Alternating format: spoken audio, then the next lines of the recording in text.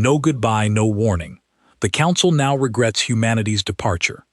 The alarm on Ganymede Processing Station 7 tore through my sleep cycle like a blade through fabric. I am Vael Orsu Ket, a counselor of the Interstellar Council, and I had never heard that particular alarm before, because it had never needed to sound in 30 cycles. Coolant cascade failure, reactor core unstable, evacuation required within 6 minutes. I pulled up the feed with shaking claws. Workers ran through corridors that were built to be calm and orderly, now filled with red light and screaming klaxons. 2,000 Threll workers lived on that station. The reactor had been inspected only 2 rotations earlier, but the inspection had been rushed, done by technicians who did not know what they were looking at, because the ones who used to know had folded their ships into the dark and vanished without a single word of warning. I watched the feed cut to static 6 minutes later. I sat in my quarters, alone, staring at a blank screen, and I felt something I had not felt in 140 cycles of service. I felt afraid of a future I did not understand anymore. 3 rotations before that alarm, the humans left. Not one ship, not one embassy, not one outpost. Every human vessel in Council space folded space at the exact same moment, toward coordinates none of our tracking arrays could follow. Their embassies stood empty. Their coffee, I was told, was still warm in the cups. Nobody had given an order. Nobody had made an announcement. They were simply gone, as if a switch had been thrown somewhere far away, and every human being had answered it at once. I remember what I said in the chamber that day. I said, "Let them go. We manage before them, we will manage after." I have carried that sentence like a stone in my chest ever since, because within days, it became clear that I did not understand what humanity had actually been doing among us. We thought they were guests. We thought they were merchants and soldiers and engineers who simply enjoyed our company.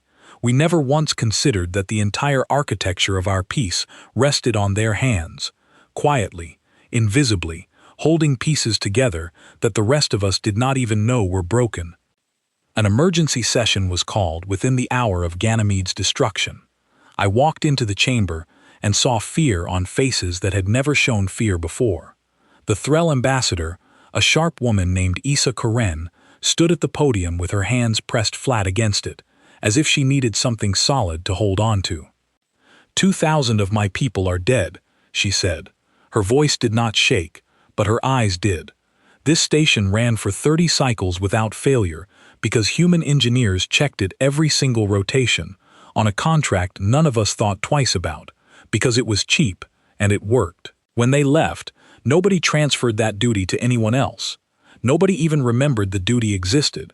We did not lose a service.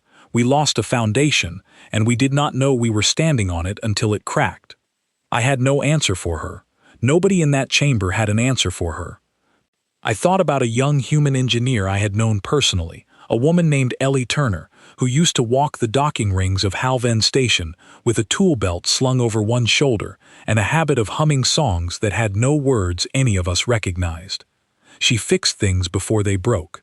She used to tell me that the secret to good engineering was noticing the small sounds a machine made before it started screaming. I asked her once why she bothered to check systems that were not even under her contract. She looked at me like the question itself was strange.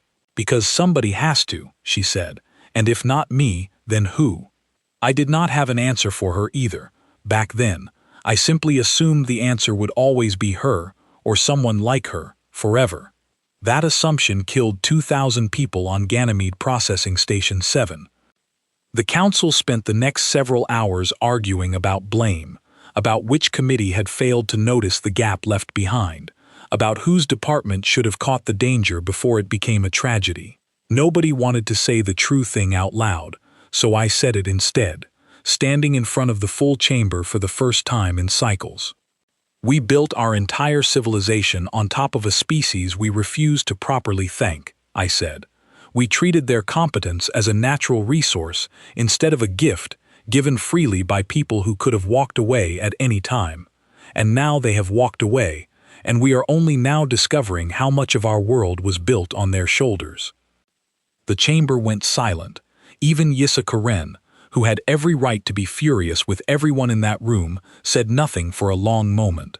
Then a young aide named Bantho Vesk, barely out of his training cycle and not even permitted to speak before the full council under normal protocol, stood up anyway. "Counselors," he said, his voice steady despite his youth, "I do not think humanity left because they hated us. I think they left because we never once asked them to stay. Not really. Not in a way that mattered to them. We just assumed they always would. Nobody argued with him. Nobody could." I left that session more troubled than I had entered it, because I understood, for the first time, that Ganymede was not an isolated tragedy.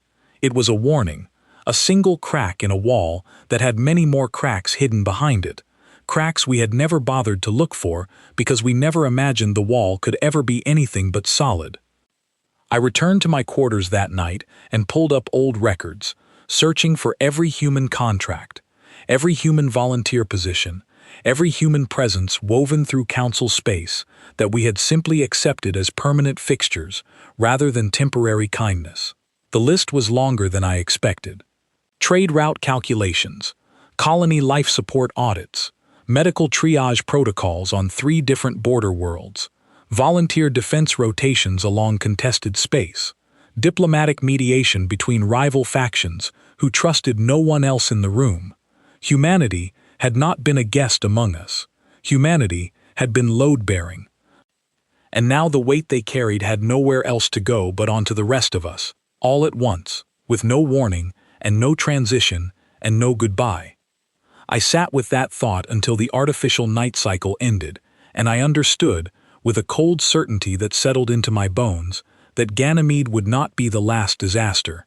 It was only the first sound of a much larger structure beginning to fail, and none of us had the first idea how to stop it, because the only people who ever knew how to hold it together were somewhere none of us could reach, and they had not left so much as a single word behind explaining why.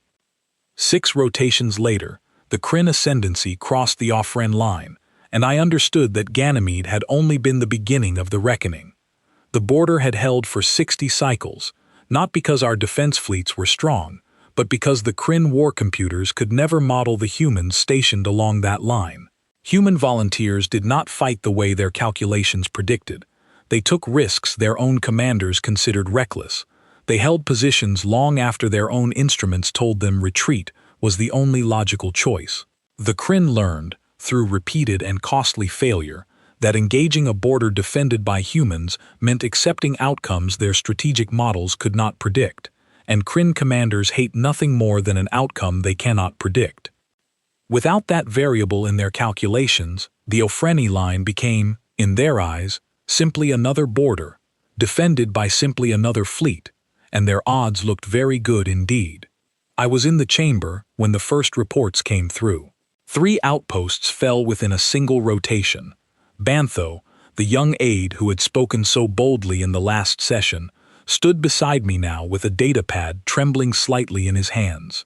"Counselor," he said, "we do not fight the way the humans fought. We fight cautiously, proportionally. We calculate the safest path and we take it. The Kryn know this about us. They never knew it about the humans, and that unknown variable is exactly what kept them on their side of the line for 60 cycles." I asked him, foolishly, desperately, if there was any way to send word to the humans, to warn them, to ask for anything at all. He looked at me the way you look at someone who has only just now understood something far too late to matter. "Counselor," he said quietly, "we do not know where they went. We never asked. We simply assumed they would always be reachable, the same way we assumed they would always be here. We never even said a proper goodbye. Why would they answer us now?" I had no answer for him. I still do not have one, even now, as I write these words down for whatever record survives this council session, in case the day comes when someone needs to understand exactly how a civilization loses everything it never once thought to be grateful for. The Kryn fleet did not stop at 3 outposts. Within 2 more rotations, they had pushed deep enough into contested space that Council Military Command called for a full emergency session, the kind reserved only for moments when the very survival of member worlds hung in question. I walked into that chamber, knowing that whatever happened next would decide far more than a single border dispute. It would decide whether we had learned anything at all from Ganymede, or whether we would simply keep discovering, disaster by disaster, exactly how much of our world had been quietly held together by hands we had never properly thanked, and now could not find.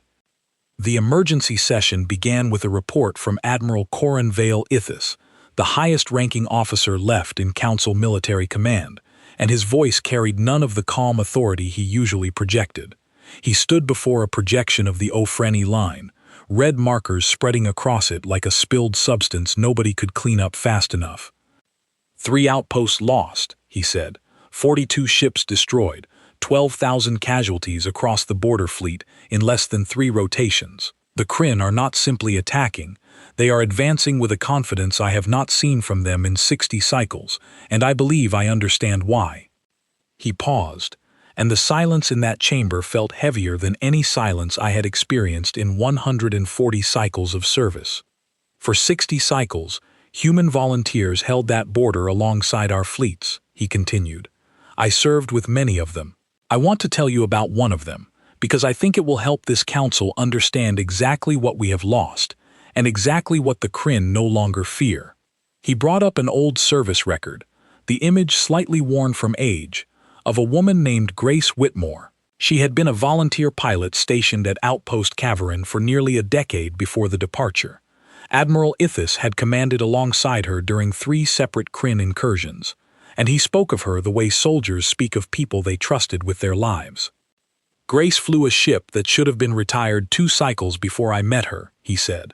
Our engineers told her the hull integrity was below acceptable standards for combat operations. She flew it anyway, every single time the alarm sounded, because she said a ship that flies is worth more than a ship that sits safely in a hangar collecting dust. During the incursion at Cavarin, she held a formation position that our own tactical computers calculated as a 70% probability of destruction. She held it for 11 minutes, alone, until reinforcements arrived, because she refused to let the line break behind her. Did she survive? Someone asked from the back of the chamber. She survived that day, Admiral Ithis said. She survived 12 more incursions after that. The Kryn learned her ship on sight, and more than one Kryn commander pulled their forces back, rather than engage a formation they knew she was defending. That is the kind of variable we lost when humanity left. Not simply numbers, not simply ships.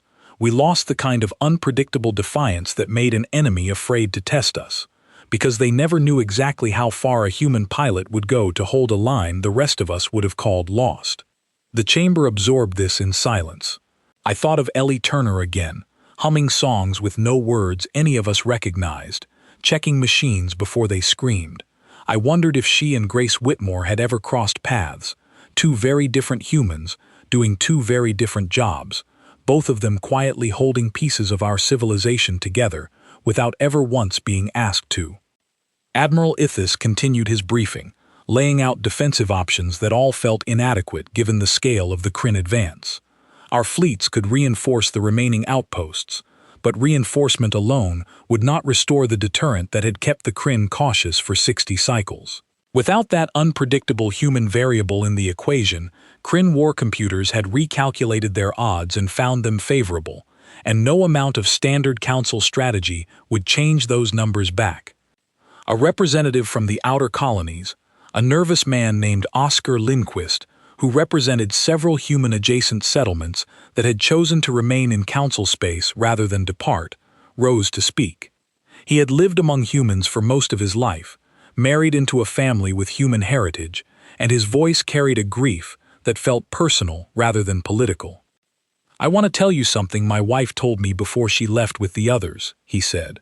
His hands trembled slightly as he spoke. She said humanity never expected gratitude. She said they simply could not understand a civilization that took help and never once asked what the people offering it might need in return. She said the council treated human generosity like weather, something that simply happened, rather than something chosen freely by people who could have chosen otherwise. I did not fully understand what she meant until Ganymede, he continued, until the border started falling. Now I understand it completely. We built our entire sense of safety on a foundation of people we never once properly saw, and when they finally left, we did not simply lose their help. We lost the illusion that our own strength had ever been enough on its own. The chamber remained quiet for a long moment after he sat down. Issa Corinne, still grieving her own losses from Ganymede, spoke next, and her voice had lost some of its earlier sharpness, replaced instead by something more exhausted and honest. I spent my whole career believing the Threll people were strong enough to stand on our own, she said. I still believe that, in some ways, but I no longer believe we understood what standing on our own would actually cost. Now that the support we never acknowledged is gone, I do not know how to fight the Kryn without the very thing that made them afraid to fight us in the first place. Admiral Ithis let the silence sit for a moment before continuing. There is one option this council has not yet discussed, he said. It carries no guarantee of success, and some among you will call it desperate, but I believe it may be the only path that gives us a chance to hold this border without losing thousands more lives in the attempt. He brought up a star chart, marking a cluster of coordinates near the edge of known space, coordinates that matched the last confirmed heading of several human vessels before the general departure. Our long-range sensors picked up a brief, unexplained signal from this region 11 rotations ago, he said. It lasted only a few seconds and then vanished. We do not know if it was human in origin. We do not know if it means anything at all. But if there is even a small chance that a message reaching this location could find its way to the people we lost, I believe this council owes it to every soul on that border to attempt it. I found myself standing before I had fully decided to speak. Send it, I said. Send the truth, not a request for help disguised as diplomacy. Tell them what we have lost. Tell them what we finally understand about what they gave us. If they choose not to answer, then at least we will have finally said the thing we should have said cycles ago, instead of simply assuming they already knew it. The vote that followed was not unanimous, but it passed with enough support to matter. A council resolution, drafted that same rotation, apologizing formally to humanity for the failure to properly value their presence, and requesting, without demand, without threat, any assistance they might be willing to offer against the Kryn advance. It would be broadcast on every frequency human vessels had ever used, aimed toward the coordinates of that brief, unexplained signal, and toward every other heading their ships had followed on the day they vanished. I did not know, as I cast my vote, whether anyone would ever hear it. I only knew that for the first time since the departure, this council had finally stopped assuming and started asking, and I hoped with everything I had that it was not already too late for that difference to matter.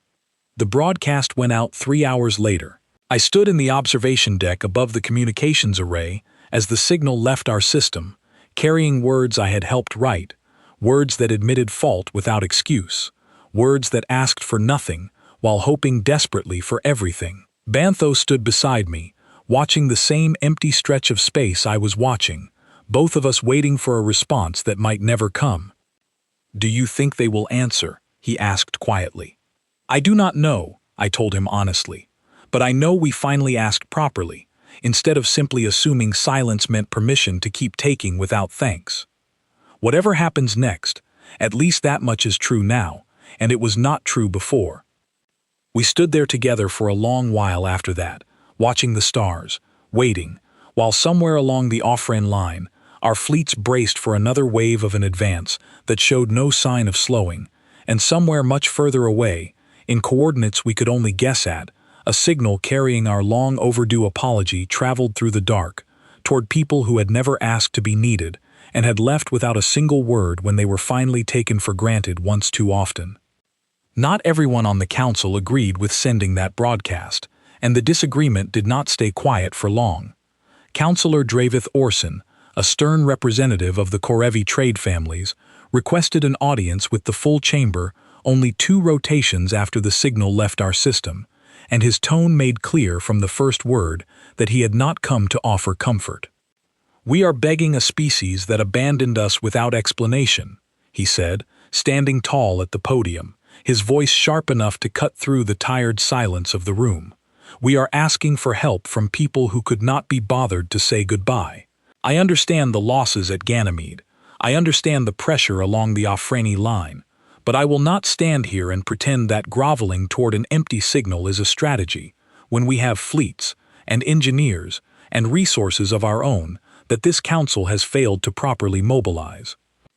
Issa Karen rose before I could, her patience clearly worn thin from grief and exhaustion. "With respect, Counselor," she said, "our own resources built half their strength on human labor and human knowledge that we never bothered to fully document because we assumed it would always be available. Mobilizing what remains of our own strength does not restore what we lost. It only shows us, in painful detail, exactly how much smaller our own strength really is." Dravith did not back down. "Then let us grow stronger ourselves, rather than waiting on the mercy of people who left us without warning," he said. "I move that this council redirect resources away from this broadcast effort and toward an emergency mobilization of every remaining fleet, every remaining engineer, every remaining resource we control directly, without depending on a species that has already shown us exactly how little our alliance meant to them." His words found some support in the chamber, more than I expected, and I understood why. Pride is a comfortable shelter when fear becomes too heavy to carry honestly. It is easier to be angry at an absence than to admit how much that absence has cost you. I stood to answer him, though I chose my words carefully, aware that anger would only feed his argument rather than weaken it. "Counselor Dravith is not wrong that we must mobilize what remains of our own strength," I said, "but he is deeply wrong if he believes pride will replace what competence built. Humanity did not abandon an alliance out of cruelty.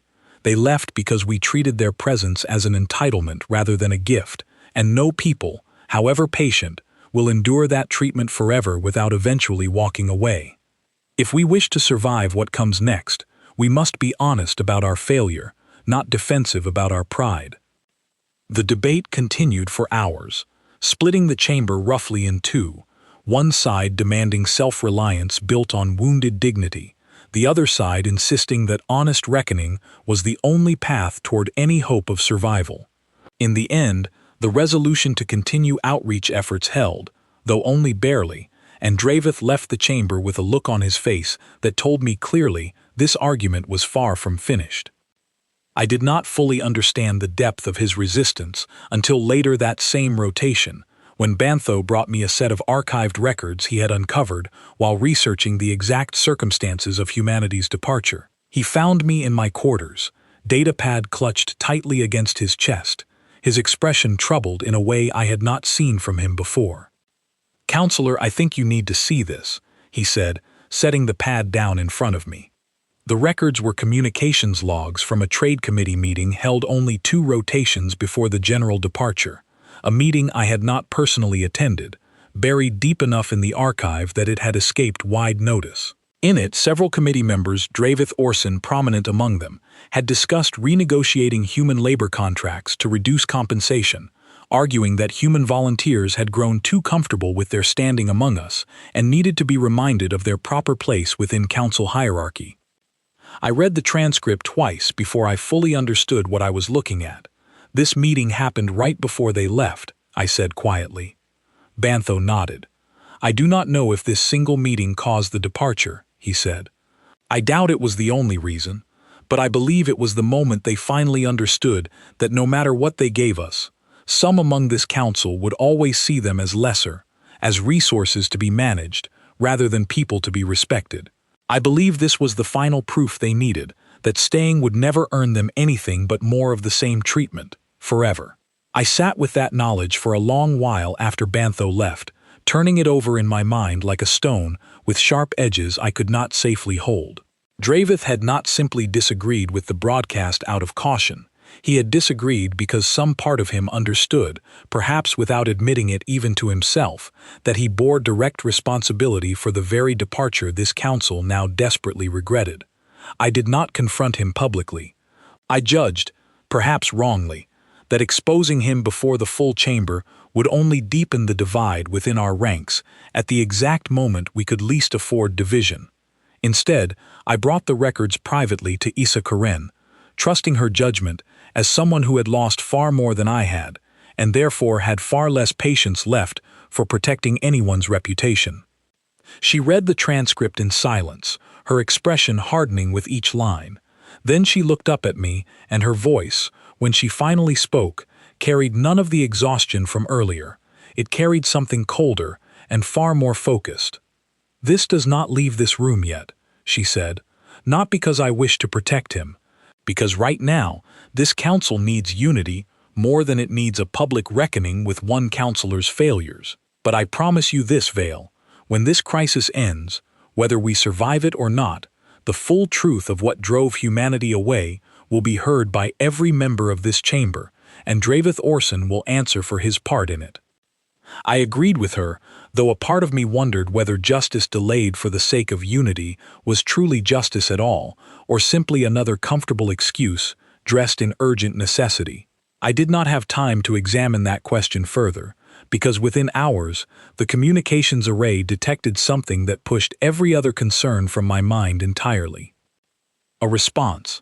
Not a full message, not a fleet, a single burst of encrypted data, arriving on the exact frequency we had broadcast toward, originating from coordinates far beyond any border our sensors had ever properly mapped. The technicians who intercepted it worked through the night attempting to decrypt it, and by the time the sun cycle turned, they had recovered only a fragment, a few lines of text embedded within a much larger data packet our systems could not fully unpack. The fragment read simply, "Message received, assessing situation," and beneath that single line, a signature, 7 characters long, that matched the registration code of a human vessel that had departed from Halven Station on the very day humanity left us behind. I stood over that fragment with Bantho and Issa Karen late into the artificial night, all three of us staring at 7 characters that meant more to me in that moment than any diplomatic victory I had achieved in 140 cycles of service. It was not a promise. It was not an alliance restored. It was simply proof that somewhere, someone had heard us, and had chosen, for reasons we could not yet know, to acknowledge that they had heard. "Do you think it means they will help us?"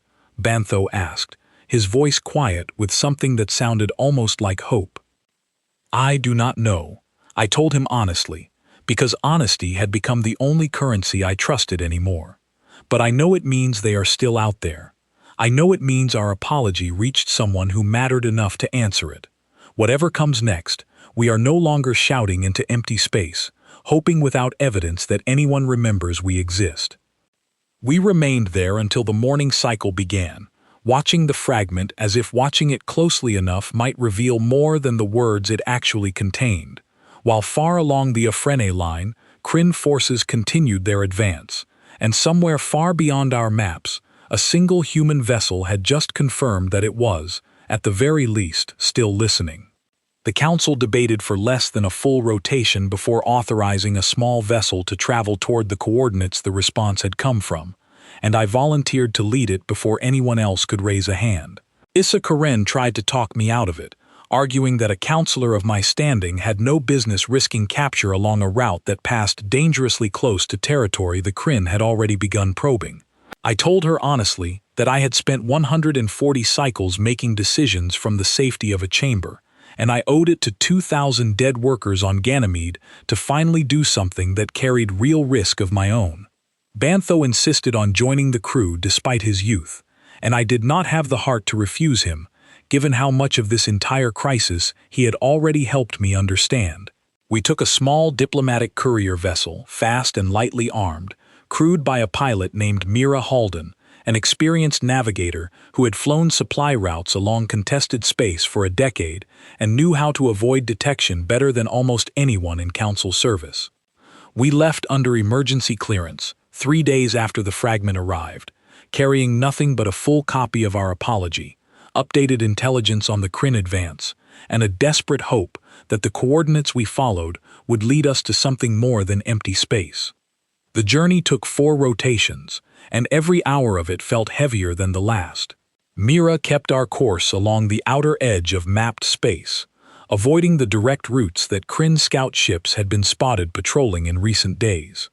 On the second rotation, our sensors picked up a distant contact, moving fast, on an intercept course that made my stomach tighten with a fear I had not felt since my earliest cycles of service. Kryn Scout, Mira confirmed, her hands moving quickly across the controls. Small, fast, likely just probing this sector rather than actively hunting us, but if they spot us, they will report our position, and I do not like our chances if a larger force comes looking. Options, I asked, trying to keep my voice steady despite the tightness in my chest. We go dark, she said. Full power down on anything that gives off a signature, drift on momentum alone, and hope they pass without noticing us against the background noise of this sector. We executed the maneuver in silence, every system aboard the vessel powered down except life support, drifting through the dark for nearly 3 hours, while the Kryn scout ship passed close enough that I could see its outline through the forward viewport, a shape built for speed and aggression, utterly indifferent to the 3 lives holding perfectly still only a short distance away. I do not know if I have ever experienced a silence so complete, or so terrifying, in my entire life. Bantho gripped the edge of his seat the entire time, his knuckles pale, and even Mira, who had clearly done this before, kept her eyes fixed on the scout ship until it finally curved away and vanished back into the dark. We waited another full hour before restoring power, none of us speaking, all of us simply breathing again, as if breath itself had become a luxury we had nearly lost. On the 3rd rotation, our sensors detected something unexpected along our route, a debris field scattered across a wide stretch of space that Mira identified immediately as the remains of a human outpost, one that did not appear on any council chart I had ever seen. We altered course to investigate, moving cautiously through fragments of hull plating and shattered equipment that told a story none of us wanted to read too closely. The outpost had not been destroyed by weapons fire. Mira's scans showed no signs of battle damage, no residue from energy weapons, nothing consistent with an attack. Instead, the debris pattern suggested a controlled dismantling, as if the entire structure had been deliberately taken apart, piece by piece, and prepared for transport elsewhere. They took it with them, Bantho said quietly, staring at the debris field through the viewport. They did not abandon this place. They packed it up and carried it away, the same way they packed up everything else when they left us. We found a single intact data recorder, drifting among the wreckage, and Mira carefully guided the ship close enough to retrieve it, using the vessel's small external arm. Back aboard, we connected it to our systems and found a short recording, badly damaged but partially recoverable, of a woman's voice speaking calmly amid the sound of equipment being dismantled in the background. "This is Outpost Meridian signing off," the voice said. "Transport crews, confirm final load is secured before departure. Leave nothing behind that isn't nailed down, and even then, check twice. If anyone finds this later, know that we did not leave in anger. We left because staying meant continuing to give everything and receiving nothing in return but the assumption that we always would. Wherever we end up, at least it will be a place that asks before it takes." The recording ended there, cut off mid-sentence by damage to the recorder itself. I sat in silence for a long moment after it finished, feeling the weight of that single voice settle over me like something physical.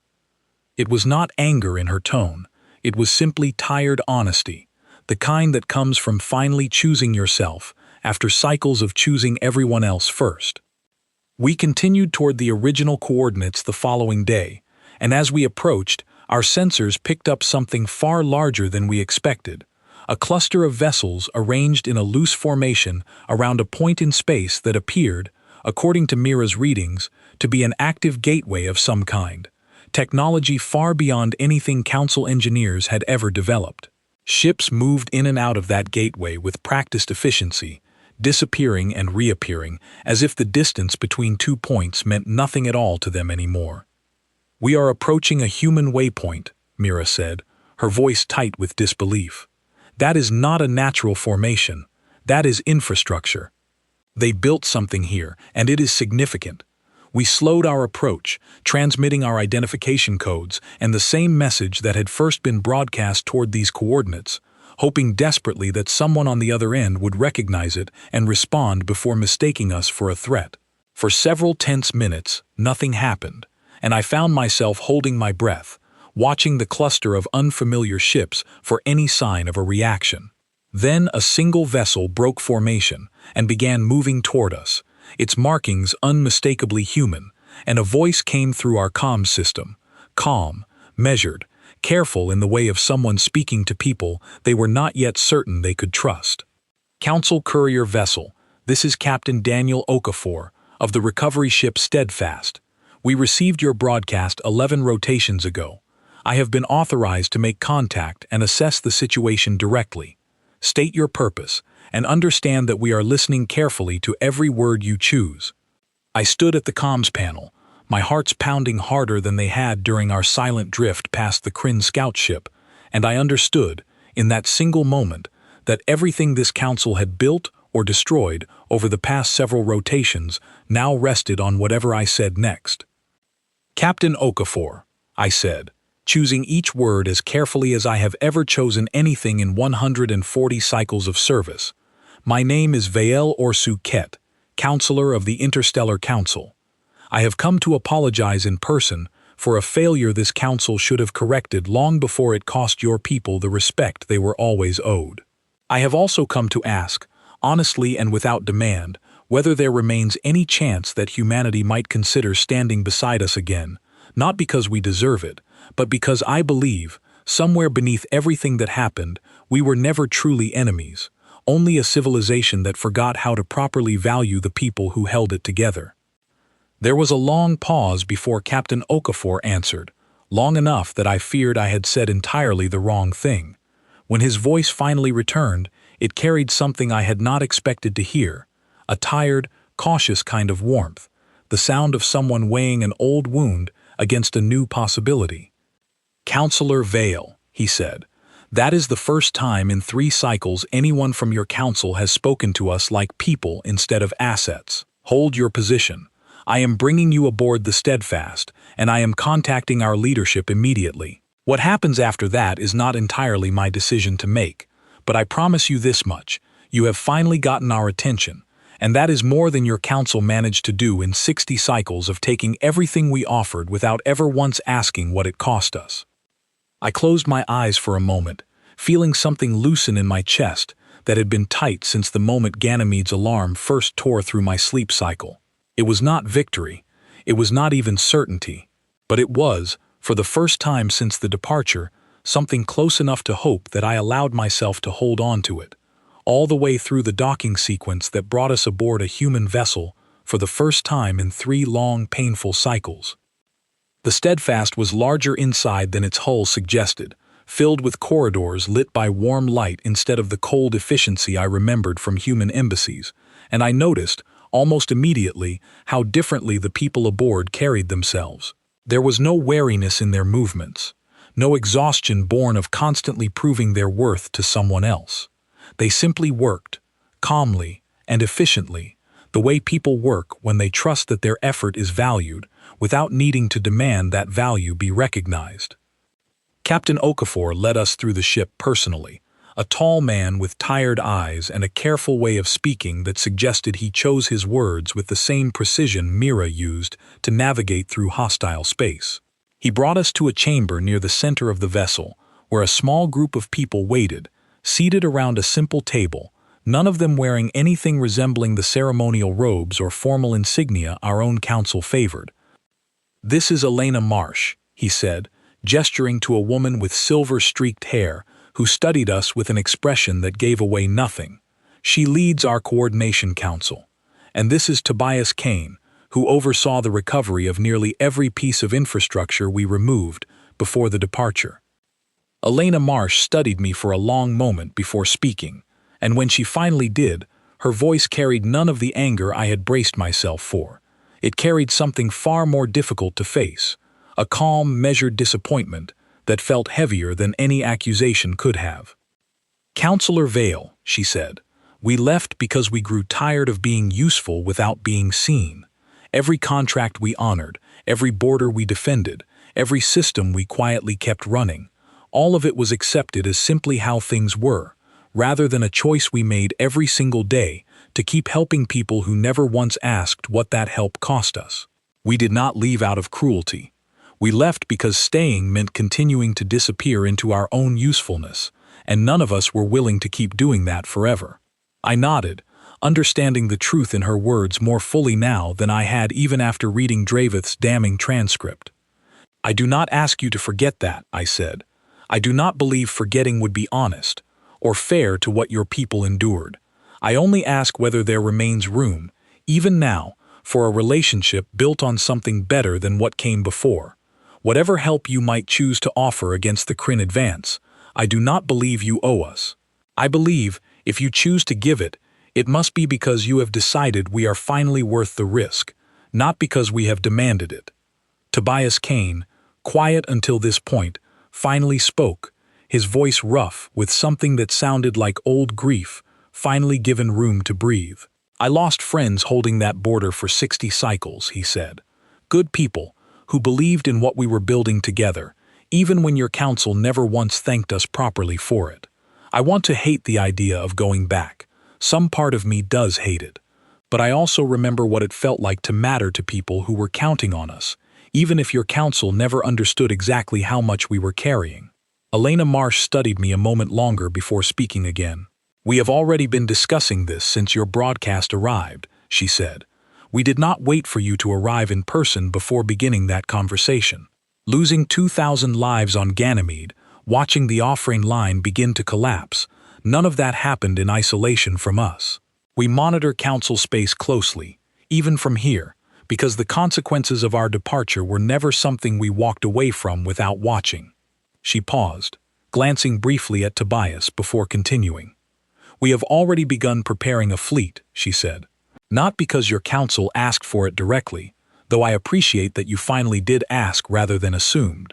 We are preparing it because the people who lived and worked alongside your worlds for 60 cycles still care what happens to them, even after everything.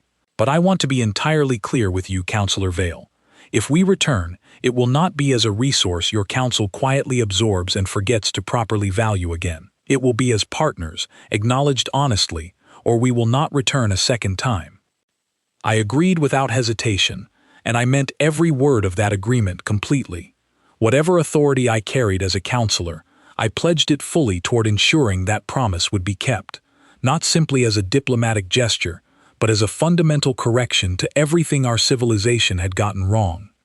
The human fleet departed for the Offrin line 4 hours later, faster and more numerous than I expected, moving with a coordinated efficiency that reminded me exactly why the Kryn had feared engaging that border for 60 long cycles. I traveled aboard the Steadfast itself, alongside Bantho and Mira, watching through the viewport as ships folded space in tight, practiced formation, carrying people who had chosen, despite every reason not to stand beside us one more time. We arrived at the Offrin line, in the middle of what Admiral Ithis later described as the most dangerous engagement of the entire Kryn advance. Council fleets had been pushed back to a final defensive position, casualties mounting steadily, morale close to breaking entirely under the weight of an enemy that no longer feared retaliation. I stood on the bridge of the Steadfast, watching the battle unfold on the main display, Kryn warships pressing forward in overwhelming numbers, Council vessels holding a line that grew thinner with every passing minute. Captain Okafor gave the order to engage without hesitation, and the human fleet folded directly into the heart of the battle, appearing behind and alongside the Kryn formation, in a maneuver so unexpected that Kryn tactical computers visibly hesitated, their coordinated advance breaking into confused, scattered responses within moments. I watched Grace Whitmore's old ship, still flying under new hands now, tear through a Kryn formation that had been advancing without resistance only minutes earlier, and I understood, watching it happen, exactly what Admiral Ithis had meant when he described the fear humans once inspired in an enemy that could never quite predict what they would do next. The battle turned within the hour, not because the human fleet outnumbered the Kryn, but because their presence alone shattered the confidence that had fueled the entire advance. Kryn commanders, faced once again with the unpredictable variable they had learned to fear across 60 cycles, began pulling back their forces, unwilling to commit further resources against an enemy whose limits they no longer understood. I stood beside Bantho as the last Kryn vessels retreated beyond the Offrene line, watching the battle map slowly clear of red markers for the first time in what felt like an eternity, though it had truly only been a handful of rotations since Ganymede's alarm first tore through my sleep cycle. "We did it," Bantho said quietly, disbelief still coloring his voice. "They did it," I corrected gently. "We only finally asked properly, and they chose to answer. That difference matters more than anything else that happened today." The aftermath took several rotations to fully settle. Admiral Ithis met personally with Elena Marsh and Captain Okafor to begin drafting new terms for cooperation along the border, terms that included, for the first time in Council history, formal recognition of human contribution as a partnership rather than a service, complete with proper compensation, proper acknowledgement, and proper consultation before any future decisions that would affect human volunteers stationed within Council space. I brought the archived transcript of Dravith Orson's committee meeting before the full Council, exactly as Issa Karen had promised, once the immediate crisis had passed enough to allow for a full reckoning. Dravith did not deny what the records showed.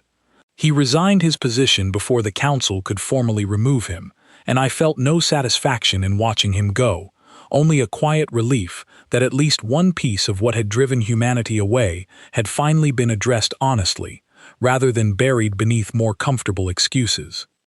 Ellie Turner returned to Halven Station 3 rotations after the battle ended, walking the docking rings again with the same tool belt slung over one shoulder, humming the same songs with no words any of us recognized.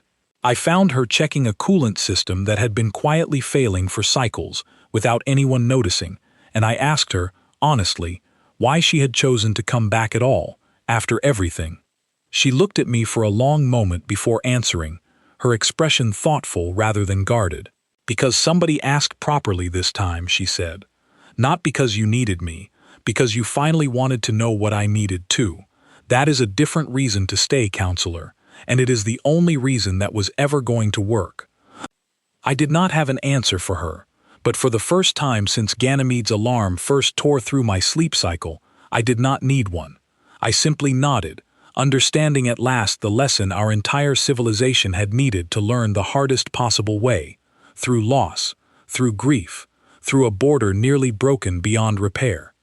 We do not notice the people holding everything together until the day they finally decide to stop, and by then, the only thing left to do is ask, honestly and without excuse, whether they might be willing to start again. Humanity gave us that second chance, though we had done nothing to deserve it, beyond finally, painfully, learning to ask instead of assume.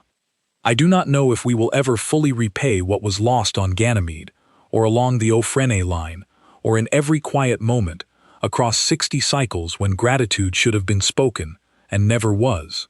But I know this much, standing now at the edge of Halven Station's docking ring, watching human ships move freely among our own once again, lights on, voices calling out in languages finally spoken with something like mutual respect.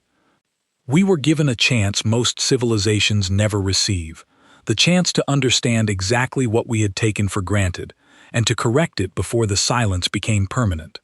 I intend to spend whatever cycles remain in my service making certain this council never forgets that lesson again, no matter how comfortable forgetting might someday feel. Because the next time someone holds a line for us, asking nothing in return, we will finally know enough to ask what they need before they ever have reason to simply walk away without a single word of goodbye.